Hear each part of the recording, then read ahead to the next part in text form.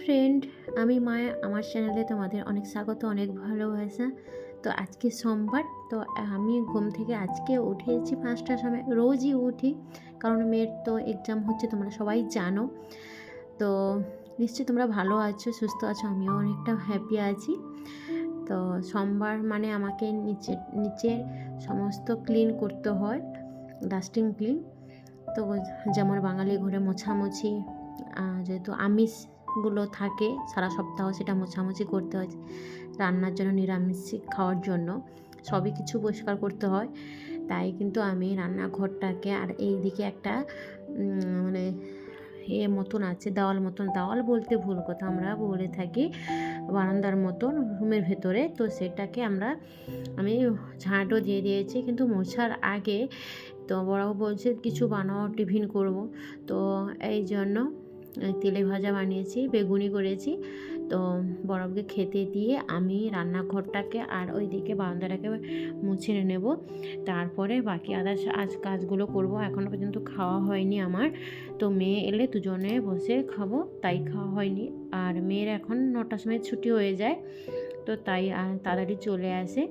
তো এখন আর খাবো না। তো যাই হোক, তো রান্নাঘরটাকে একদম ক্লিন করে নিই। বিশেষ করে রান্নাঘরটা যদি পরিষ্কার পরিচ্ছন্ন থাকে, তো রান্না করতেও ভালো লাগে, কাউকে খেতে দিতে, বা কেউ যদি এসে রান্নাঘরে ঢোকে, তখন তারা দেখে যদি কিছু বলে যে ভালো লেগেছে, তো খুব সুন্দর হয়েছে, তখন মনটা আরও আনন্দে ভরে যায়, তাই না? আর দেখো, আমি কিন্তু দুপুরে রান্না করব বলে এই গিমা শাক, আমার এই শাকটা খেতে প্রচুর প্রচুর ভালো লাগে। আর তোমাদের যদি ভালো লেগে থাকে অবশ্যই জানিও। আমার তো খুবই পছন্দের একটা জিনিস শাক। তো নিরামিষিতে এটা খেতে ভালো লাগে, আর নিরামিষিতে সবসময় তেঁতোটা বা তেঁতো ভাজা এগুলো বেশি ভালো লাগে। আর পাতলা করে ডাল আর চাট হলে আরও ভালো হয়। তো তাই আমি উপরটা কিন্তু পরিষ্কার করে নিচ্ছি। আর এই গরমে রোজ যদি ঘরটা মোছা যায়, তাহলে ঘরটা একটু ঠান্ডা ঠান্ডা হয় বলো। তো তাই রোজ তো মুছতে পারি না। আর ছাদ থেকে নিচ অবধি মোছা খুবই কষ্টকর, আর আমার খুবই অসুবিধা হয়, যেহেতু আমি সিজার হয়েছে আমার, মেয়ে হওয়ার সময়। তো কোমরে খুবই প্রবলেম, বেশি কাজ করতে পারি না আমি। এই মোছামুছি আর স্ট্যান্ড দিয়ে যে মোছামুছি করব, তো আমার সেটাতে পোষায় না। হাত দিয়ে মুছলে মনে হয় ক্লিন, ধুলা ক্লিনটা ভালো পরিষ্কার হয়, ডাস্টিংটা ভালো পরিষ্কার। আর আমি দেখো, রান্না করতে করতে আমি কিন্তু মটকা খাচ্ছি, আইসক্রিম। বড়বাবু এনে দিল যে খাও, সে একটা খেলো, আমি একটা খাচ্ছি। আর ওদিকে ডাল, আর ওইদিকে তো আমার হয়ে গেছে, গিমা তরকারিটা হয়ে গেছে। আর এটা আলু সিদ্ধ, বড়বাবুর পছন্দ আলু সিদ্ধ, নিরামিষ হোক আর আমিষ হোক, তার আলু মোলা সঙ্গে পেঁয়াজ লঙ্কা ভেজে দিলে বাস, তার ওটাই, আর ডাল দিলেই তার হয়ে যায়, আর কিছুই চায় না। কিন্তু আমার সবসময় তা ভালো লাগে না, ওরই জন্য আমাকে আলু মোলা খেতে হয়েছে। আলু মোলাটা বিশেষ করে পান্তা ভাতে তো ঠিক আছে, নাহলে শুকনো ভাতে খেতে আমার একদমই ভালো লাগে না। তো মেয়েটাও খায় ভালো। তো যাই হোক, রান্না করে নিয়ে শ্বশুরমশাইও খেতে দিয়ে দিয়েছি। আর দেখো, খাওয়া দাওয়া শেষ করে একদম উপরে চলে এসেছি। উপরে এসে দেখি কি অবস্থা। তো বড়বাবু কী করেছে, বালতিতে জল রাখা থাকে আমার ভেতরে, সেইটা নিয়ে বারান্দায় রুমে সব ধারে জল ছিটিয়ে রেখেছে। আর দেখো, বিকেলবেলা একদম চলে এসেছি বাসন কুসন নিয়ে। বাসন কুসন বলতে ঠাকুর ঘরে।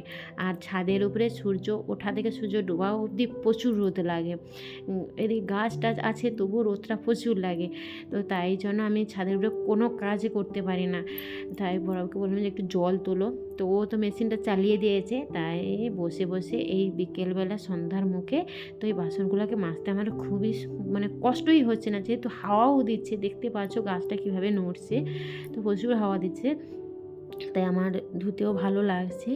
তো ধুয়ে রেখে দিই, তো ভালো। তাহলে আর সকালে এগুলো পুজোর আগে আমাকে আর ধুতে হয় না। আর রোজ রোজ আমি ধুতেই পারি না এই সকালবেলা এই রোদের জন্য।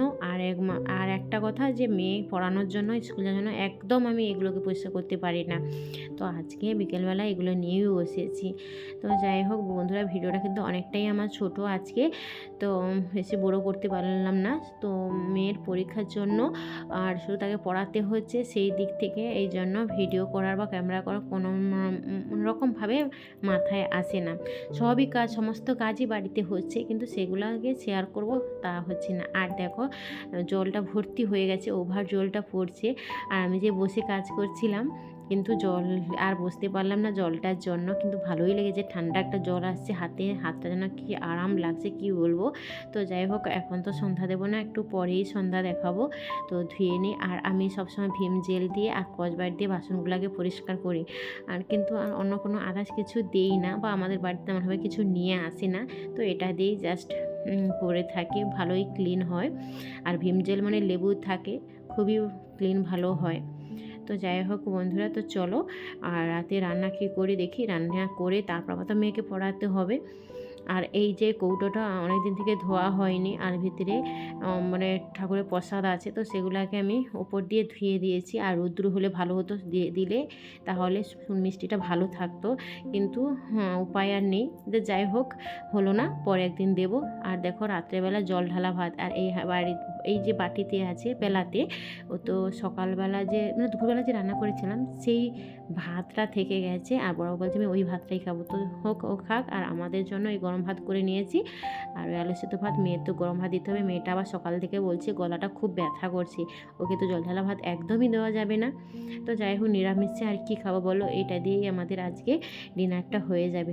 তো চলো বন্ধুরা, পরে আবার নতুন ব্লগে তোমাদের সামনে আসছি, ততক্ষণে তোমরা অনেক ভালো থেকো, সুস্থ থাকো। আর যদি ভিডিওটা ভালো লেগে থাকে অবশ্যই লাইক করে দিও, আর যদি ভালো লেগে থাকে সাবস্ক্রাইব করে পাশে থেকে যাও, আর পাশে যে বেল ঘন্টিটা অন করে দিও। তো চলো বন্ধুরা, গুড নাইট, আজকের মতন বাই।